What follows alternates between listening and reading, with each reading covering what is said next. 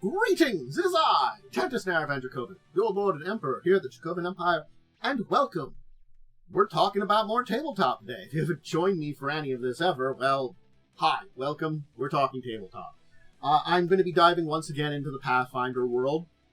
If you're joining me live on Twitch, hi everybody on Twitch, say hi, wave to the people on YouTube, and for those of you joining me on YouTube later on, hi YouTube, glad you're also enjoying this here too. So, just as a reminder, do the various things on those various places. Twitch, follows usually good for just a basic sport. YouTube, liking, ringing the bell, commenting, subscribing. And my big comment, my big question for everybody today is, have you played any Geniekin? That's kind of where we are. Because that's our topic today. Geniekin. This is going to be an interesting one because I don't think today's episode is going to be particularly long. But it happens. And we're going to be talking about the basics of Geniekin. I'm going to do individual episodes to each of these smaller Geniekin, which will probably be small episodes in and of themselves. But I feel like it's important to break all these apart into their own episodes, just because they are their own individuals. So we're going to talk about their existence as a whole, and then each of them individually in later episodes, which will be coming out relatively soon after. So you won't have to wait long for them. But regardless, let's start with those basics. The basics of what are Geniekin. As usual, there's a couple of places I usually like to start out with, and that is book sources. Because you can't get away from having to check the books, so to say, to see what some good suggestions on what to play and information around. So let me switch over to those. And I will show you the 2 first edition books, and the 1 second edition book, which has much better information, but is, where to go with it. So, me in the corner, and there's me in the spotlight. That's the 6th edition book I'm on. So, here's the first edition book. Inner Sea World Guide introduces us to the Geniekins and basically the Elemental Bloods. Quadria, Gateway to the East, is a very important book because Casmeron has a large supply of them. And if you're looking to 2nd edition, I would recommend Rage of Elements. This is the main book that has the most amounts of information here, and I'd recommend it for going into details in depth on them. Let's talk about the Geniekin as a whole. The thing about Geniekin is they are beings that are connected with the elemental planes. You can't get beyond that. And they are birthed from the elemental planes in a way. Not directly, but indirectly. So, what happens is, when a creature that is of the elemental planes, or someone that carries a little bit of the elemental quintessence, essence of the multiverse, in an elemental way within their beings, breeds with some kind of mortal, whether human or another humanoid, it gives rise to a type of planar scion known as Geniekin. I'll probably do an episode in the future on Planar Scions as a whole, because I have done some episodes on smaller ones since then. But with the reclassification with the revised Pathfinder, I do want to kind of do things to update stuff there. So, but this is a subgroup of the Planar Scions, beings that are connected to the planes beyond our own.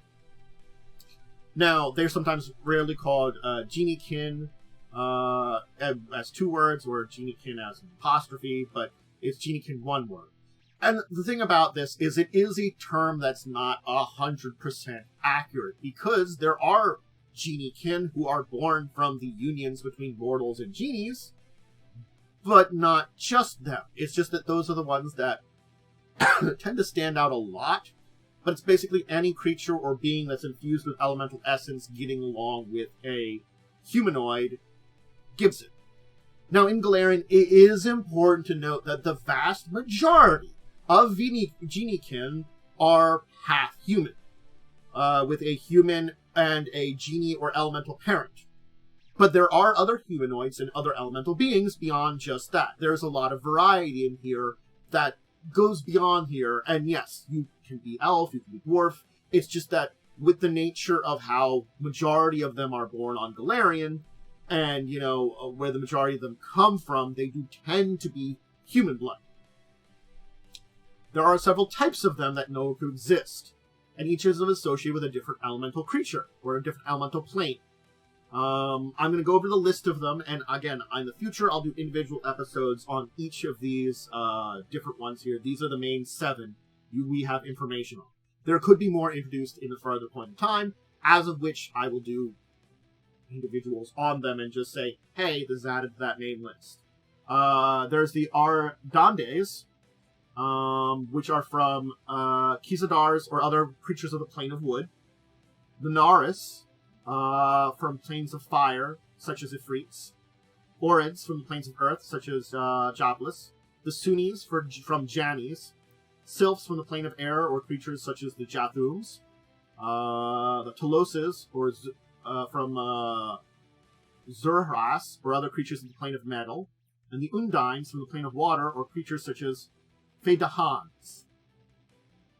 So we can see there is a vast variety of them. More than just the earth, fire, air, water, which are very traditional elemental beings. There's also wood, metal, and then Johnnies, which are technically connected with all of them.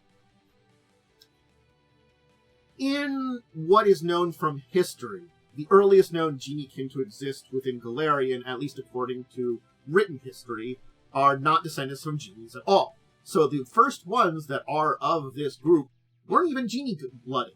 They're back from ancient Osirian, where there was humans that performed magical rites to infuse themselves with elemental essence, which gave rise to the Nahir, the Orids, the Sylph, and Undine ancestors.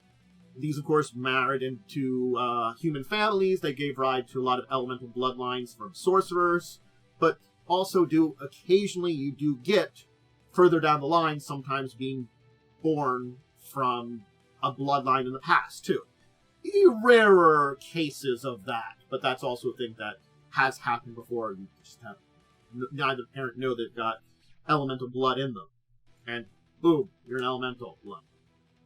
In Kelish and its rise, they came about genie binders, the Kelishite genie binders, and well, there were liaisons with genies, bringing about half-blooded Geniekin, actual Geniekins, into the world.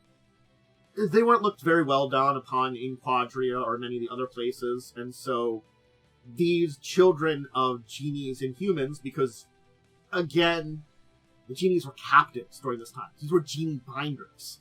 So the liaisons are hard to say, depending on the circumstance, whether or not there's, consent there. It's really hard to say. But regardless of the origin of these relationships here in the old days, probably sometimes things can still happen to the world. But these children, these bloodlines, were still seen as second class to a degree. They're the children of these captives. So a lot of them fled to Osirian to get rid of prosecution. And there is where things begin to be interesting, because they intermarried with the Grundi with their elemental bloodlines. Because now it became easier from these two sets of bloodlines, direct genie, and the elemental bloodlines of these sorcerers from all old days, combining together, making fresh amounts of Geniekin and making them, yes, much more pronounced. There are now two bloodlines, which when they mix, express things a lot more.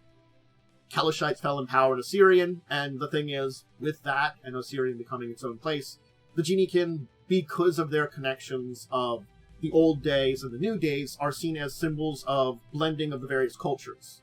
As much as the Osirians have their own cultures, it has heavily blended with those long periods of time of the Kelishites. And, these beings that are of two bloods now, as they're seen within the nation, are very important. Seen very well. So, Sulis are very common, particularly in Kazmaran, the continent. As I said, that's where the Kelishites and so are too, but of course you can find them in things like Osirian. And honestly speaking, with a lot of ways things have intermixed between these regions, you can probably find Geniekin throughout the world. But if you're going to origin them, mostly Kazmaran nowadays would probably be the original origin for most Geniekin. That's it.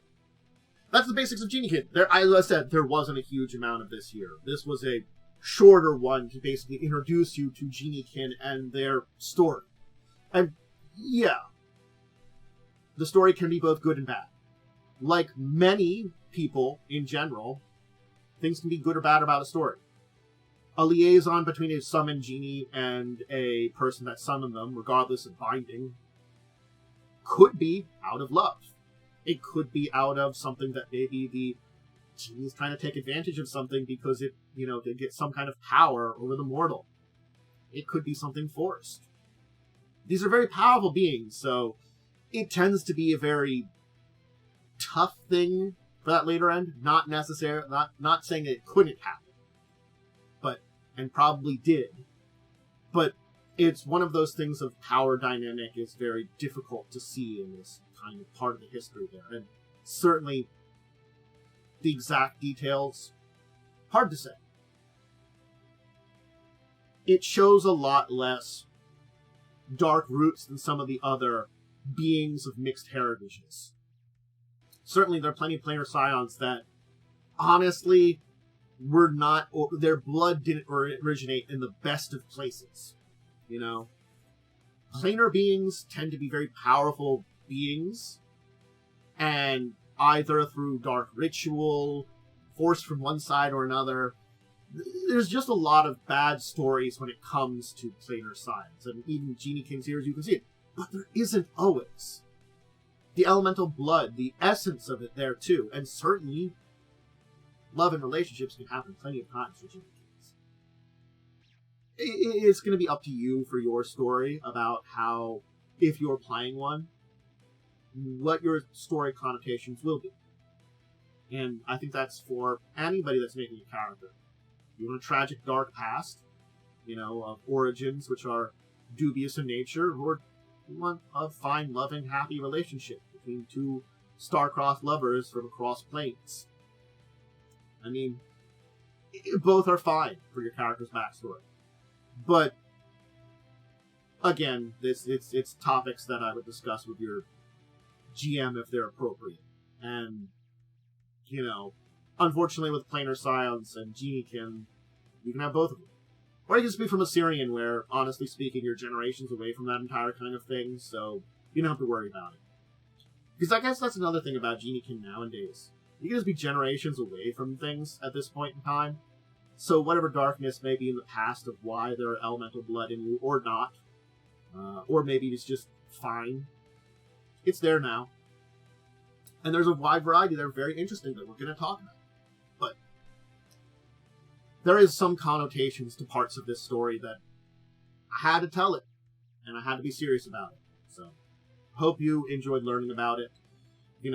Again, take everything with a large grain of salt, with the, knowledge of the history, and take a look deeply at how you want to express it in your version of Golarion, or your version of your character. That's the best I can say about it. Yeah. Anyway, I gave my shoutouts earlier. Remember, I do tabletop stuff every Tuesdays, Thursdays, Saturdays, so if you want to join me live, check out those days. Usually, early afternoons between 1 and 2 on Tuesdays and Thursdays, depending on life schedules. Sometimes later, sometimes earlier, and Saturdays around 11, pretty exactly with my schedule stuff. There's also Crimson Queen, which is a Pathfinder 1st Edition live play on Wednesdays at 9 p.m. currently going on. Check that out. All times EST. And Saturdays at 6 p.m. discussing tabletop on Tabletop Discussion Show. Alright, I'm going to get going. We'll do more of these where I go over the actual Geniekin and introduce you to all the different ones and their interesting different types and stories of their own. And we'll talk about Planar Scions at some point. But until those times, I bid all of you out there farewell.